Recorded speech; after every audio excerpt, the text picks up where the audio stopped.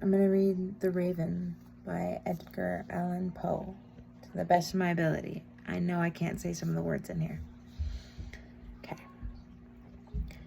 Once upon a midnight dreary, while I pondered weak and weary over many a quaint and curious volume of forgotten lore, while I nodded, nearly napping, suddenly there came a tapping, as of someone gently rapping at my chamber door.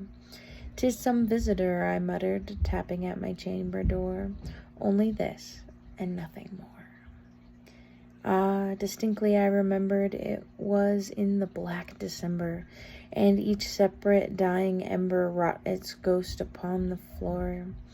Eagerly I wished the morrow, vainly I had sought to borrow from the books of surcease of sorrow, sorrow for the lost Lenore, for the rare and radiant maiden whom the angels named Lenore, nameless here forevermore.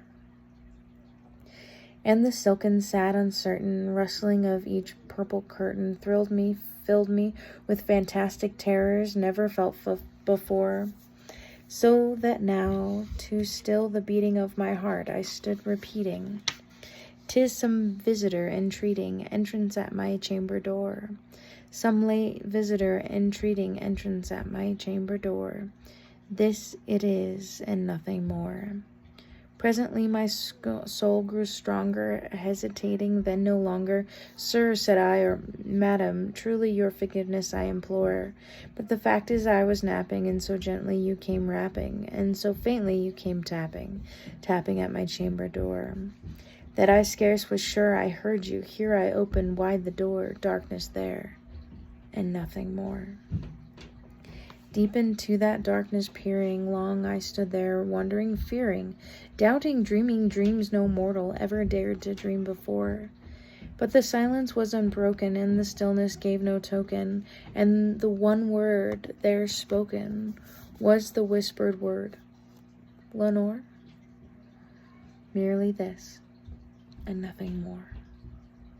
Back into the chamber turning, all my soul within me burning, soon again I heard a tapping, somewhat louder than before. "Surely," said I, "surely that is something at my window lattice. Let me see then what thereat is, and this mystery explore. Let my heart be still a moment, and this mystery explore. 'Tis the wind, and nothing more." Open here I flung the shutter, when with many a flirt and flutter in there stepped a stately raven of the saintly days of yore. Not the least obsequious made he, not a minute stopped or stayed he, but with mien of lore, a lady perched above my chamber door, perched upon a bust of Pallas, just above my chamber door, perched and sat, and nothing more. Then this ebony bird, beguiling my sad fancy into smiling, by the grave and stern decorum of the countenance it wore. "Though thy crest be shorn and shaven, thou," I said, "art sure no craven, ghastly, grim, and ancient raven, wandering from the nightly shore. Tell me what thy lordly name is on the night's plutonium shore." Quoth the raven, "Nevermore." Much I marveled this ungainly fowl to hear discourse so plainly, though its answer little meaning, little relevancy bore. For we cannot help agreeing that no living human being ever yet was blessed but with seeing bird above his chamber door, bird or beast upon the sculpted bust above his chamber door, with such a name as Nevermore. But the raven, sitting lonely on the placid bust, spoke only that one word, as if his soul in that one word he did outpour. Nothing farther than he uttered, not a feather than he fluttered, till I scarcely more than muttered, "Other friends have flown before. On the morrow he will leave me, as my hopes have flown before." Then the bird said, "Nevermore."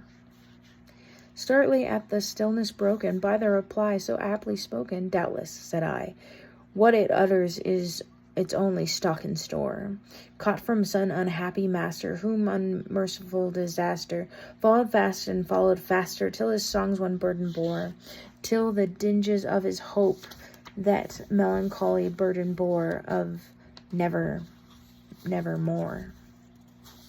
But the raven still beguiling my sad fancy into smiling, straight I willed a cushioned seat in front of the bird and bust in door, and then upon the velvet sinking I took myself to linking, fancy onto fancy, thinking what this ominous bird of yore, what this grim, ungainly, ghastly, gaunt, and anonymous bird of yore meant in croaking nevermore.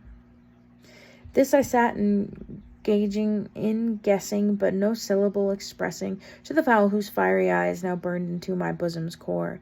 This and more I sat divining, with my head at ease reclining on the cushion's velvet lining that the lamplight gloated o'er, but whose violet lining with the lamplight gloating o'er she shall press, nevermore.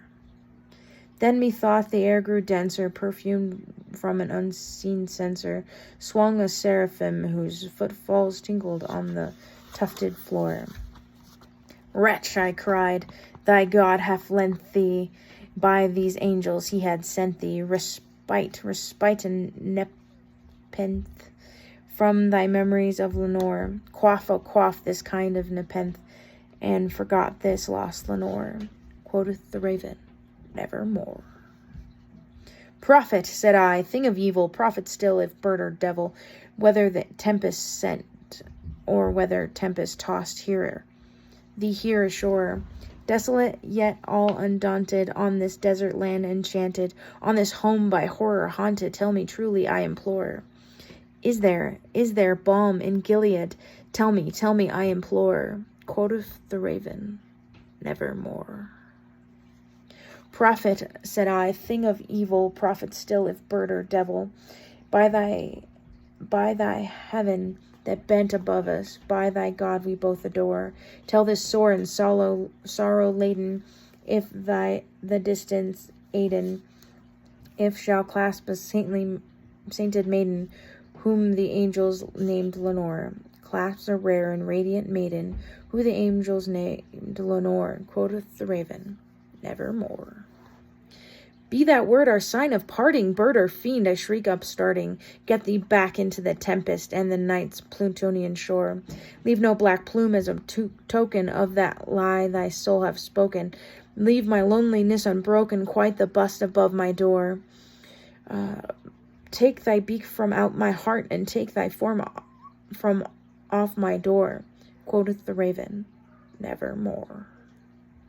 And the raven, never flitting, still is sitting on the palliad bust of Pallas just above my chamber door, and his eyes have all the seeming of a demon's that is dreaming, and the lamplight o'er him streaming throws his shadows on the floor, and my soul from out that shadow that lies floating on the door shall be lifted nevermore.